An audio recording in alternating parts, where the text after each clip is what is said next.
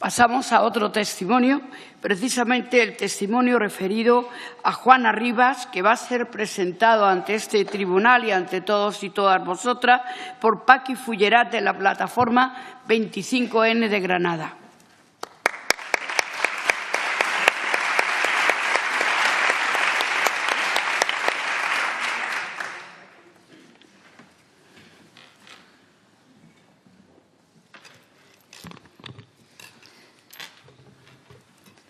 Buenas tardes. Soy Juana Rivas. Nací en Benalúa de las Villas, un pueblo de la comarca de los Montes Orientales de Granada, aunque la mayor parte de mi vida la he pasado entre la capital de Granada y el municipio de Maracena, y un corto espacio de tiempo que pasé en Italia.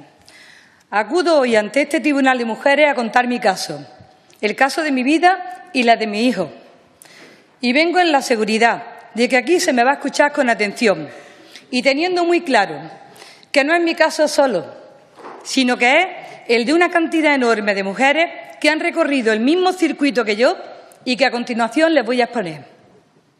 Mi historia de violencia empieza en Londres, donde conocí al que sería padre de mi hijo. Él es italiano. Nos fuimos a vivir a Granada, donde monté una pequeña empresa que, por desgracia, no fue bien. La primera vez que pisé un juzgado fue en el 2009. Padecía violencia psicológica, pero yo entonces no era consciente de lo que me pasaba. Sufrí varias agresiones físicas. Sí, repito que fueron varias, porque yo esperaba que aquello fuera algo temporal. Yo pensé que aguantando, aquello se iba a acabar, hasta que no pude esconder las señales de la última paliza en mi cara, los moretones.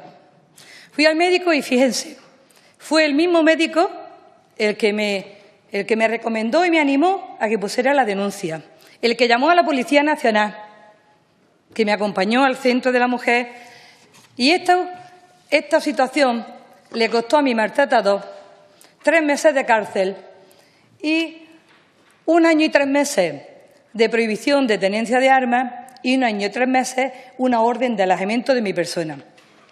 Yo estaba preocupada por la seguridad de mi hijo y volví al mismo juzgado y presenté una demanda reclamando su custodia. Me la dieron, la guardia y custodia y un régimen de visitas y estancias para el padre. La verdad es que pensé que todo iba a ir bien y por eso no esperé que al final de las vacaciones del verano del 2012 no me devolviera a mi hijo. Y otra vez me viene juzgado, esta vez denunciando al padre por sustracción internacional ante la Policía Nacional Española. Y al final, después de todos los trámites, tuve que ir a Italia a por mi hijo. Mi hijo perdió días de clase y eso no le importó a nadie, empezando por su padre. Yo entonces no sabía que existía un convenio, el Convenio de La Haya de 1980. La vida siguió. A los 4 años volví con él. Ya sé que no debía hacerlo, pero como tantas otras mujeres maltratadas, me creí que su arrepentimiento era sincero y volví. La promesa incluía un puesto de trabajo y habitación en una casa rural de Carloforte. Y sí, era mentira, lo descubrí. No tardé mucho en descubrirlo, descubrí que había caído en una trampa. Pero el problema entonces era más grave y mi situación más compleja, porque estaba embarazada de nuevo. Me encontré encerrada en una casa a 8 kilómetros del pueblo y volvieron las palizas, los insultos, el maltrato, hasta llegar al extremo de vigilarme en el salón para evitarme e impedirme que me conectara a Internet, porque lo único que podía era apuntarme a un curso online de desarrollo personal.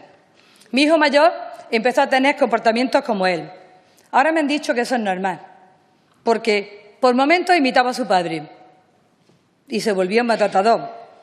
Y en otro era él el que me protegía. Se abrazaba a mí llorando y entonces caí enferma. Se me metieron los nervios en el estómago y le pedí que me dejara venir una semana a mi tierra, a mi pueblo, con mi familia, a ver si así me mejoraba. Él se resistió mucho. Hasta la última noche nos tuvo escondidos los pasaportes. Aún recuerdo aquella última hora horrorosa. En medio de una paliza, mi hijo grande se metió entre los dos y yo recuerdo su voz diciéndome que yo no me merecía unas vacaciones en España. En esas circunstancias salí de aquella isla con mis 2 hijos y con la convicción interna de que no volvería nunca con ese hombre que nos había hecho tanto daño. En el tiempo que viví en aquel pueblo, pedí ayuda a los vecinos, también a los servicios sociales, y no me apoyaron. Mi situación era de aislamiento total, tanto geográfico como personal. Ahora comprenderán que no tuviera posibilidades de poner una denuncia en aquel país. Me vine a Maracena, donde vive mi familia, y allí tuve la suerte de dar con un equipo de profesionales magníficos, como es el del Centro Municipal de la Mujer de Maracena, y empecé a asistir a un grupo de terapia para mujeres maltratadas en el Instituto Andaluz de la Mujer, en Granada. Cuando pude recuperarme un poco y me sentí más segura, el día 12 de julio del 2016 me dirigí al juzgado y no fui sola, fui con una letrada, y esa letrada me la había solicitado la asesora jurídica del Centro de la Mujer de Maracena. Fuimos al cuartel de la Guardia Civil y puse una denuncia contra mi maltratador. Y esa fue por malos tratos físicos y psicológicos habituales. Y ahí empezó todo.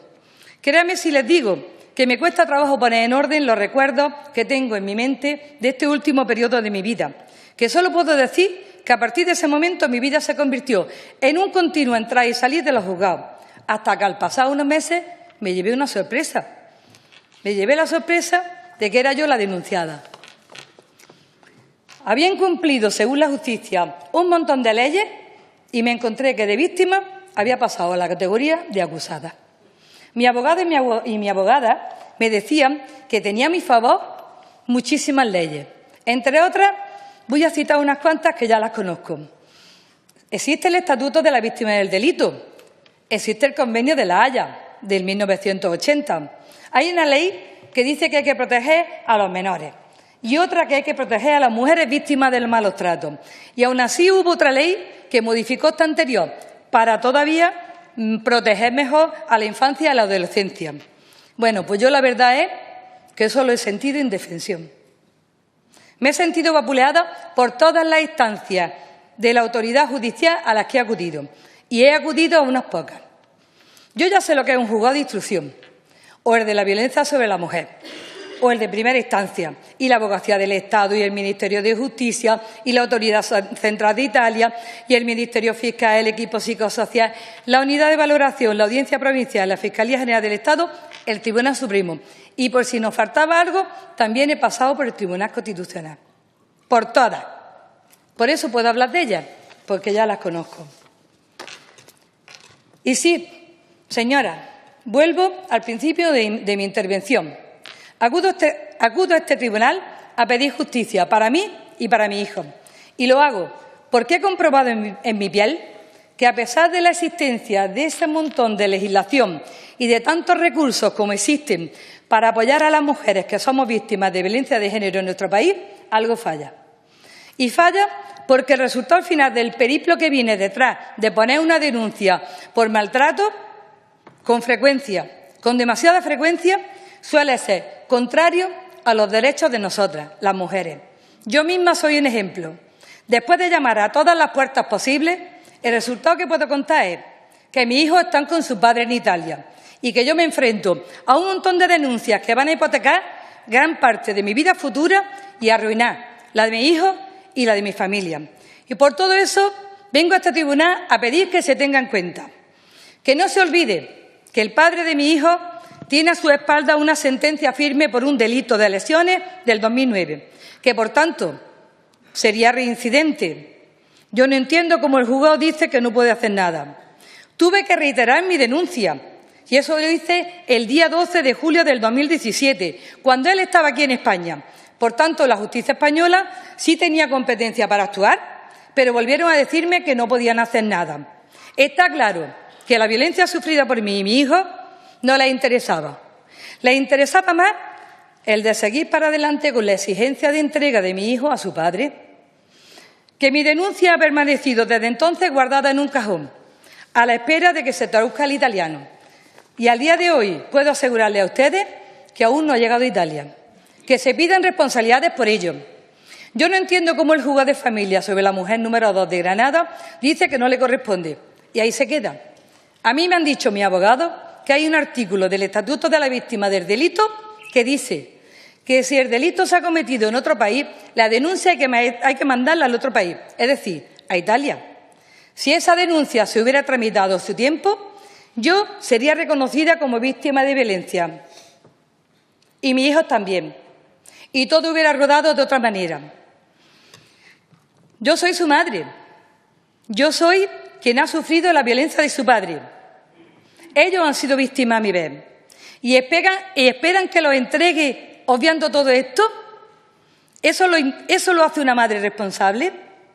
Pues no, no lo entregué. Y lo intenté todo, os lo aseguro. Y aguanté hasta el límite de mis fuerzas. Solo pedía que le aplicaran las leyes que dicen que el interés del menor está por encima y es superior a todas las circunstancias. El juzgado niega que la situación de violencia vivida por la madre afecte directamente a los hijos. Es justo lo contrario de lo que dice la ley. Aquí se le da más importancia a la opinión de la psicóloga del Juzgado de Familia número 3, que no está especializada en violencia de género, que a la ley del 2015. Y no se tiene en cuenta la opinión de mi hijo mayor. Mi hijo mayor ha pedido insistentemente que sea escuchado. Mi hijo han sufrido la violencia de su padre como testigos de la violencia ejercida sobre mí y en ocasiones también sobre ellos. Eso lo sabe el juzgado y hay informes que así lo acreditan. ¿Cómo les explico yo a mi hijo que existen leyes que le reconocen la defensa de sus intereses como menores, pero que no se cumplen? La parte positiva de todo esto ha sido sentir el afecto, el cariño y el apoyo que me venía de miles de personas, muchas de ellas desconocidas, que me han acompañado a lo largo del durísimo camino que he recorrido y con las que espero seguir contando hasta que consigamos el objetivo, que mis hijos estén donde ellos quieren. La primera de las concentraciones la que organizaron en un parquecillo que hay enfrente del Centro Municipal de la Información de la Mujer de Maracena. Recuerdo que había una pancarta y me he enterado al verla en la foto que ponía «Tu silencio te hace cómplice» y que pertenecía a la Plataforma 25 de Noviembre contra la Violencia de Género de Granada. A esas siguieron muchas otras, en la plaza del Ayuntamiento de Maracena, en la Puerta de los Juzgados de la Caleta y en muchas ciudades españolas, movidas a través de la Plataforma 7N. Muy importante también, hubo una manifestación el 9 de septiembre. Mi caso empezó a despertar el interés de las cadenas de televisión y también empecé a salir en la prensa y yo decía, no debo de estar tan loca ni tan equivocada cuando tanta gente me apoya. No voy a mentir, también sé que hay gente que no me apoya y buena prueba de ello la tengo de cuando se presentó una asociación de padres que hay en Granada que están de acuerdo con la custodia compartida impuesta, intentando agredir a un grupo de mujeres feministas en Granada. Tuvo que acudir hasta la Policía Nacional a defenderlas.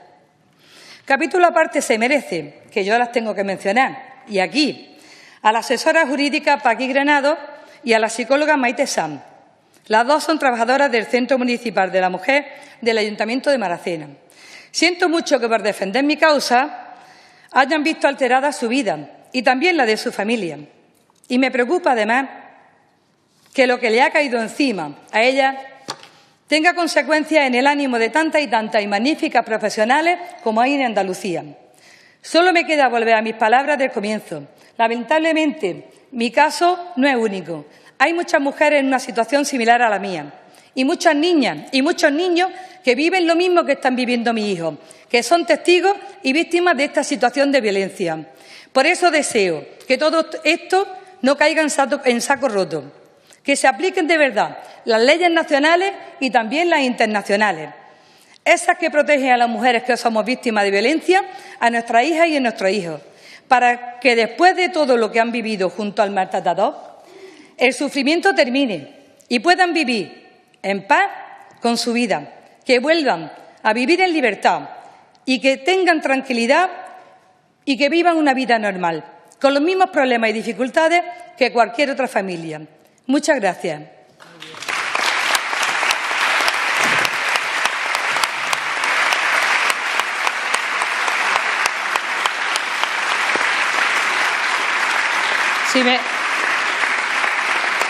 Gracias. Si me permite el tribunal, lo que sí quería era mencionar que la auténtica Juana Rivas, que está aquí, pues yo ese aplauso se lo daría a ella.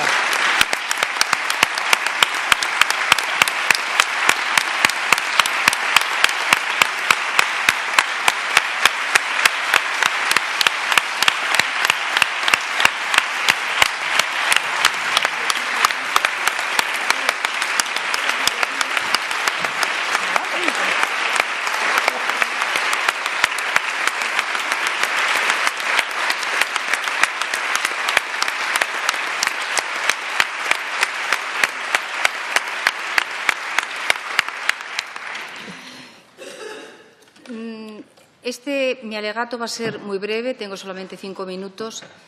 Y en estos 3 casos que hemos visto, evidentemente, hay una violencia institucional. Yo los califico de violencia institucional en los 3 casos. El Estado es responsable de estos 3 casos. Y me voy a quedar un poco más y tratar el tema de Juana, precisamente porque es el tema que está vivo y en el que podemos hacer. Desgraciadamente, en los otros 2 casos ya no están con nosotras estas mujeres. El caso de Juana, a mi criterio, es un caso paradigmático de una revictimización de una víctima. A esta mujer se le está produciendo un daño añadido a lo que ya es el que sea una mujer maltratada. Juana, no podemos negar que es una mujer maltratada. Tiene una sentencia de malos tratos y su hijo ha presenciado los malos tratos, con los cuales también es víctima de malos tratos de forma directa. A lo largo de este verano hemos tenido y hemos visto el caso de Juana, casi diría yo que a tiempo real, cómo la justicia la acorralaba con todo y descargaba toda la furia legal para que cumpliera las resoluciones judiciales. ¿Acaso estaban pensando en sus hijos? ¿Estaban pensando en el interés superior de los hijos? ¿O se estaba pensando en que, por encima de todo, había que cumplir de una forma estricta y rigurosa las resoluciones judiciales? Incluso, ¿recordáis cómo la Fiscalía solicitó prisión sin fianza, privación de patria potestad, orden de búsqueda y captura y un sinfín de medidas como si un delincuente peligroso se tratara? ¿Cuál era el delito que ha tenido Juana?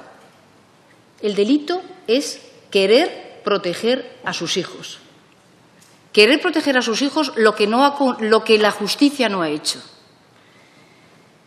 Y, por otra parte, todos, y por eso hay muchas partes y muchas tendencias de decir si ha hecho bien, si ha hecho mal, pero como todo argumento se utilizaba el Estado de Derecho. Recordáis que decían, es que no se puede incumplir, no se puede ir en contra del Estado de Derecho. Y yo me pregunto, es que el Estado de Derecho tiene muchas normativas, tiene muchísimas leyes. Y en este caso, yo os digo, como abogada además precisamente que soy especialista en esta materia, que se han incumplido las leyes que os voy a decir a continuación y que todas forman parte del Estado de Derecho. La Ley Integral contra la Violencia de Género, que prohíbe otorgar y guardar custodias a padres sentenciados por violencia de género.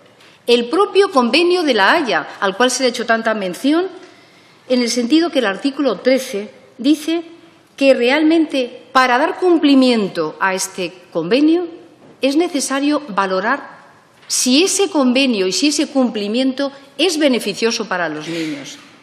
Pensamos que 2 niños, un niño de 3 años, que no ha conocido a su padre porque el padre no ha querido visitarle, ¿es bueno que esté con él?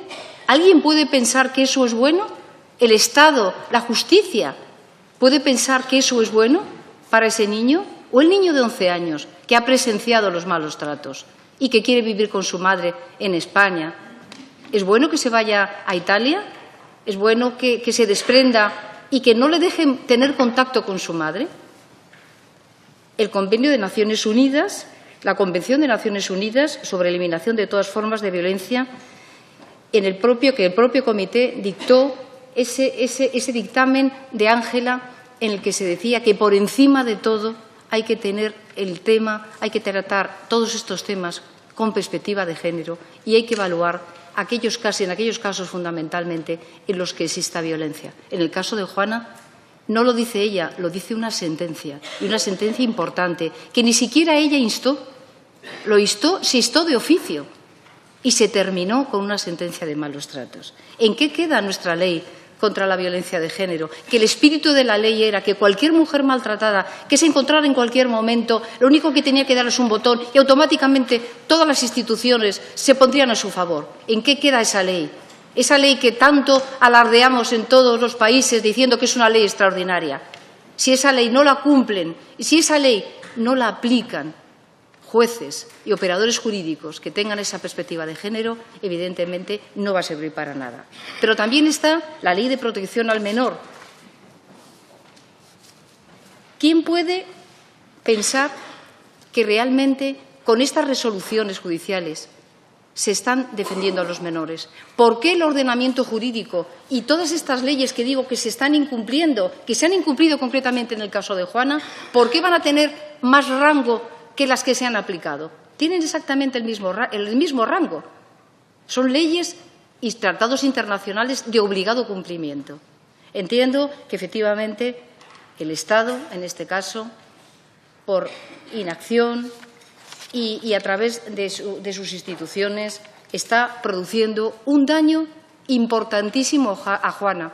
Le está haciendo un daño y un sufrimiento añadido, pero fundamentalmente lo que es imperdonable es el daño que se le está produciendo a sus hijos. Ese daño es un daño que se le está produciendo a sus hijos que tendrá consecuencias. Y las consecuencias, la responsabilidad, las tiene que tener el Estado. Muy brevemente, mantengo lo dicho anteriormente. Creo que el tema de guardia y custodia compartida, y pido al Tribunal y pido que condene y que esté en contra de la imposición de la guardia y custodia compartida, por lo que representa de violencia psicológica para las mujeres y por lo que representa de perjuicio fundamentalmente para los hijos. Y en cuanto al carácter sancionador, porque este sería con carácter preventivo, por llamarlo de alguna manera, el carácter sancionador, entiendo que el Estado es responsable de estos 3 casos que son casos de violencia institucional. Y la violencia institucional, si bien no está contemplada en nuestra legislación española, sí está contemplada en el Convenio de Estambul, que España lo ha ratificado y tiene obligación de cumplirlo. Considero que el Estado es el responsable por no haber actuado con la diligencia debida, por inacción o por incumplimiento del deber de prevención, por lo que solicito un veredicto del jurado que se considere culpable al Estado. En unos casos por acción y en otros por omisión, de no haber puesto todos los medios necesarios reconocidos en derecho para que estos casos no se hubieran producido, habiéndose dado una vulneración total de derechos humanos en todos los casos y todos estos derechos están reconocidos constitucionalmente. Gracias.